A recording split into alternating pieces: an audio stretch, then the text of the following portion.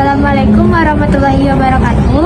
Perkenalkan, kami dari kelompok 11 akan mempresentasikan materi kami dengan judul yaitu Strategi Pendidikan Karakter melalui Pembiasaan dan Penciptaan Komunitas Moral di Kelas. Sebelum itu, saya akan memperkenalkan anggota kelompok saya. Di sini ada Riza Wulandari, saya sendiri Riza Topalepi, dan di sini ada Yusini Makfira. Untuk presentasinya akan disampaikan oleh Riza Wulandari. Kepada Riza dipersilahkan. Baik, saya akan membacakan materi dari kelompok kami, yaitu Strategi Pendidikan Karakter melalui Pembiasaan dan Penciptaan Komunitas Moral di Kelas. Pendidikan karakter merupakan suatu usaha sadar untuk menanamkan dan mengembangkan nilai-nilai kebaikan dalam rangka memanusiakan manusia untuk memperbaiki karakter dan melatih intelektual peserta didik agar tercipta generasi berilmu dan berkarakter yang dapat memberikan kebermanfaatan bagi lingkungan sekitar. 2. Yaitu pentingnya pendidikan karakter. Pendidikan karakter memiliki peran yang sangat penting dalam membentuk kepribadian dan moral individu, serta dalam menciptakan masyarakat yang lebih baik. Berikut ada beberapa alasan utama mengapa pendidikan karakter sangat penting. Yang pertama yaitu membentuk kepribadian yang baik. Yang kedua, mendorong perilaku positif. Ketiga, meningkatkan hubungan sosial. Yang keempat, mengurangi perilaku negatif. Yang kelima, persiapan untuk masa depan. Yang keenam, meningkatkan prestasi akademik. Ketujuh, membangun masyarakat yang lebih baik. Dan yang terakhir yaitu mengatasi tantangan global. Strategi pendidikan karakter melalui pembiasaan. Yang pertama yaitu pengertian pembiasaan. Pembiasaan merupakan suatu cara yang dilakukan untuk menanamkan kebiasaan kepada peserta didik untuk dapat berpikir, bersikap, dan bertindak sesuai dengan tuntunan yang berlaku. Sebagai suatu aktivitas yang berulang yang dilakukan secara terus-menerus.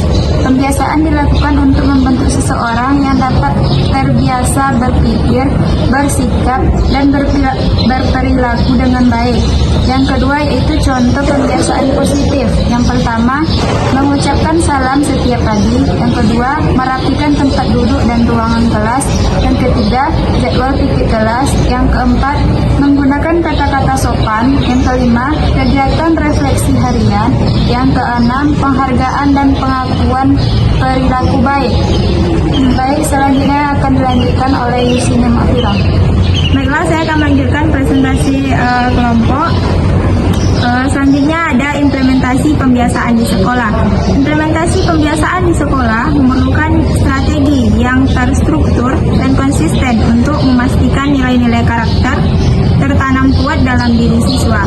Salah satu langkah awal yang penting adalah refleksi nilai-nilai moral setiap pagi sebelum memulai pelajaran. Guru dapat mengajak siswa untuk merenungkan cerita pendek, kutipan inspiratif, atau pengalaman pribadi yang relevan, sehingga siswa memulai hari dengan pemikiran positif dan menginternalisasikan nilai-nilai moral. Selain itu, pelatihan dan workshop tentang nilai-nilai karakter bagi siswa dan guru sangat penting. Kegiatan ini bisa melibatkan permainan peran, diskusi kelompok, dan aktivitas praktek yang menekankan pentingnya pembiasaan nilai-nilai positif. Ini membantu meningkatkan pemahaman dan keterampilan praktis dalam menginternalisasi dan menerapkan nilai-nilai karakter. Selanjutnya yang terakhir ada penciptaan komunitas moral di kelas.